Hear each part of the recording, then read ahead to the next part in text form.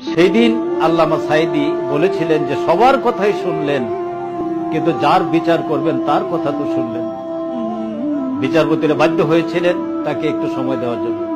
তিনি তখন দুটো কথা বলেছেন যে আজকে আমার বিচার হলো, আপনারা বিচার করছেন, সাক্ষীরা সাক্ষী দিয়েছে, তদন্তকারী সংস্থা তদন্ত করেছে, এই বিচারের রায়ের মাধ্যমে শেষ হবে, কিন্তু আরেকটি বিচার হবে, সেদিন আমি সাঈদী হব ফরিয়াদি, আর বিচারকের আসনে থাকবেন আমার রব আল্লাহ রাব্বুল আলামিন, আর সাক্ষীর জন্য ওয়াকাফা বিল্লাহি শাহিদা, আল্লাহই যথেষ্ট সাক্ষীর জন্য, সেদিন আমি নির্দোষ প্রমাণিত হব।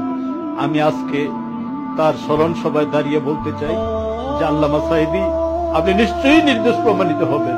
এবং কোরআনের সেই আয়াতটি বারবার চোখের সামনে ভাসে, আল্লাহ আবার কবে দেখা হবে আমি জানি না, তবে একটা দাবি করে যাব, আমি সাঈদী আল্লাহর এক নগণ্য গোলাম।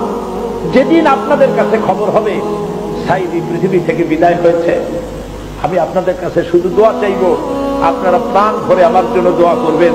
আল্লাহ রাব্বুল আলামিন কিয়ামতে আমাকে যেন ক্ষমা করে দেন, আল্লাহ পাক তার জান্নাতের ভিতরে যেন জায়গা তৈরি করে দেন।